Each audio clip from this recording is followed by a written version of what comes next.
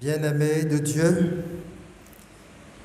l'évangile d'aujourd'hui est articulé en 4 points, révélant la relation d'action et la communion entre Dieu le Père et Jésus le Fils de Dieu, et la continuité de l'œuvre du Père et du Fils à travers les disciples du Christ. Au prime abord, Jésus demande d'affronter les événements conduisant à sa mort dans la foi. Que votre cœur ne se trouble pas. Vous croyez en Dieu, croyez aussi en moi. Le contexte de cette exhortation est celui de la passion imminente du Christ que Saint Jean appelle l'heure de Jésus. C'est l'heure de la séparation douloureuse de Jésus avec ses disciples. Il y a là manifestement de quoi ébranler et disperser le troupeau rassemblé autour de lui. Le trouble est donc inévitable, mais Jésus exhorte à la sérénité.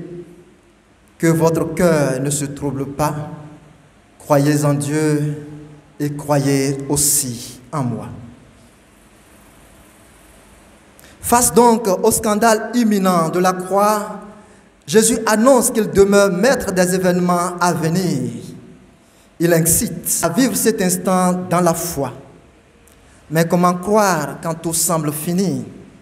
En qui faut-il croire quand lui, l'objet et le fondement de leur présence, est confronté à la déchéance et à l'anéantissement de la croix? Saint Jean, en rapportant ses propos, nous signifie qu'en Jésus, le bois de la croix cesse d'être un objet de déchéance et devient l'instrument même de sa glorification. Loin d'être l'instant de la défaite du Fils, l'élévation de la croix est l'heure de la victoire et le moment du retour vers le Père et de la pleine communion avec lui. La mort de Jésus est ainsi revêtue d'une signification éminente dans la mesure où elle est désignée comme l'espace de l'action, de la révélation et de la victoire de Dieu.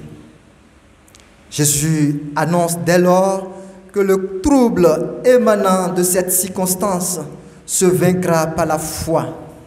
Elle est l'unique remède valable contre l'angoisse et le désarroi. La présence sensible de Jésus devra être remplacée par la foi.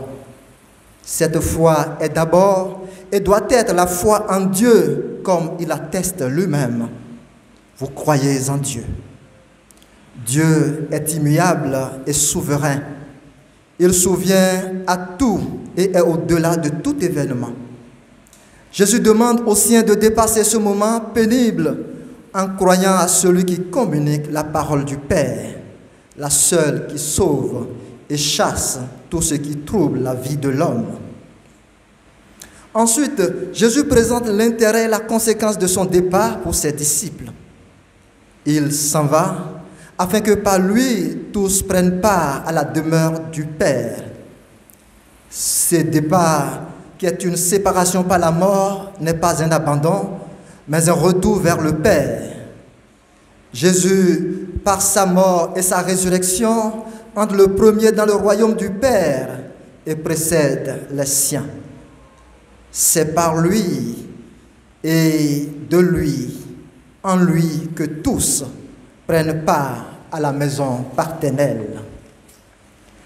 Ce départ de Jésus, souligne le Père Georges Zevini, a un seul but, celui de procurer à chaque disciple sa place de fils auprès du Père.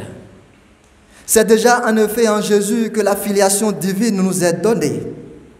À tous ceux qui l'ont accueilli, à tous ceux qui croient en son nom, il a donné le pouvoir de devenir enfants de Dieu.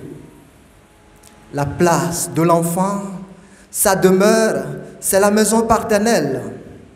Jésus entre auprès de son Père comme celui qui nous prépare la voie. Il nous y précède comme premier-né de toute une génération appelée à ressusciter pour la vie glorieuse et à participer avec lui à l'héritage de la gloire à venir. Le troisième point s'ouvre par un dialogue entre Jésus et Thomas qui vient expliciter le point précédent. Du lieu où je vais, vous en savez le chemin. Thomas le saisit par le sens des images utilisées par le Christ. Il ignore le lieu où Jésus va se rendre. Seigneur, nous ne savons même pas où tu vas. Comment en connaîtrions-nous le chemin? Pour déterminer un chemin, en effet, il faut au préalable en connaître la destination. Thomas, qui aimait les preuves sensibles et tangibles, a saisi le propos de Jésus au sens matériel, alors que Jésus parle au sens spirituel. Il s'en tient au chemin que l'on pourra prendre pour aller dans une direction. La réponse de Jésus englobe aussi bien la question de Thomas que son affirmation initiale, celle de croire aussi en lui. Je suis le chemin, la vérité et la vie. Jésus est le chemin parce que nul ne parvient auprès de son Père que par la foi en lui. Il est le moyen pour arriver à un contact personnel avec Dieu. Jésus est le chemin parce qu'il est la vérité et la vie. En se révélant comme la voie, comme le chemin qui mène l'homme à Dieu, il atteste et affirme que sa fonction médiatrice est assumée ainsi. Ainsi donc, en tant que médiateur, il devient pour chaque disciple, pour chaque chrétien et pour tout homme, le chemin vers le Père en tant qu'il est la vérité et la vie. On s'approche du Père par la médiation du Fils. Il constitue en sa personne le lieu où le salut est à la disposition des hommes. C'est en lui que l'homme rentre en communion avec Dieu. En tout homme réside une quête fondamentale de mieux-être, une quête du chemin de l'accomplissement de soi. Ce désir de la réalisation de soi, cette soif de la plénitude trouve sa réponse dans l'être même de Jésus. En Jésus, chemin, vérité et vie, se décline ce que l'être humain recherche pour accéder à la plénitude de la vie. Qui croit en Jésus est sûr d'atteindre le but et il touche dès maintenant en sa personne. En Jésus s'accomplit l'attente de tout homme, la soif intérieure du genre humain. Saint Augustin, modèle de la rencontre de l'homme avec Jésus, chemin, vérité et vie, s'exclame après cette merveilleuse expérience. Tu nous as fait orienter vers toi et notre cœur est sans repos tant qu'il ne repose en toi.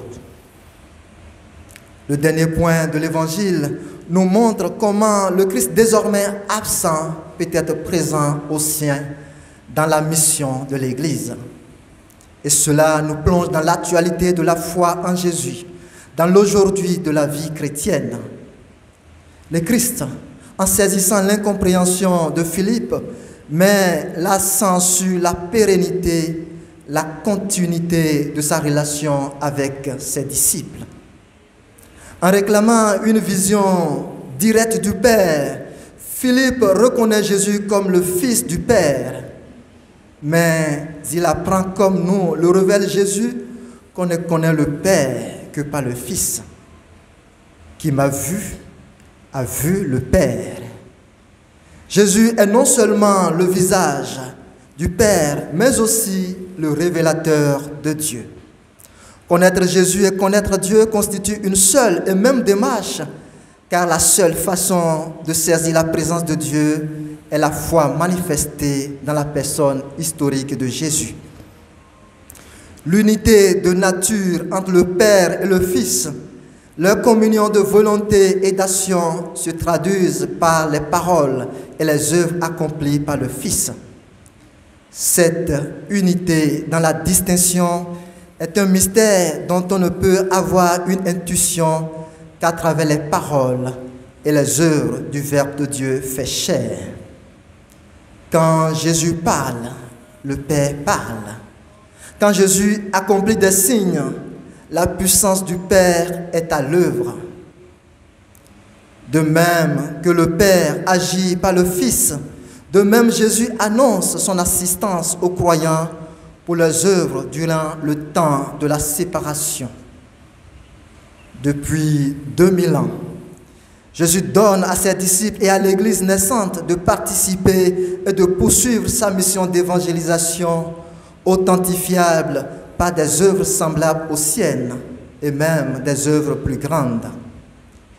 L'institution des diacres par les 12 apôtres comme signe d'unification de l'Église naissante et service fraternel et leur attachement à la vie de prière et à l'annonce de l'Évangile justifie aujourd'hui notre présence dans l'Église, famille et communion.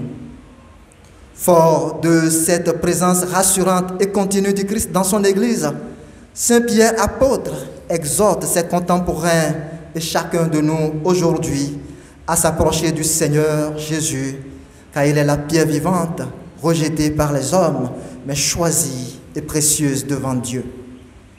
Comme les pierres vivantes de l'Église en marche vers sa destinée et appelées des ténèbres à l'admirable lumière du Christ pour annoncer les merveilles de Dieu, chaque chrétien doit s'interroger sur le sens réel de sa mission dans l'Église et dans le monde.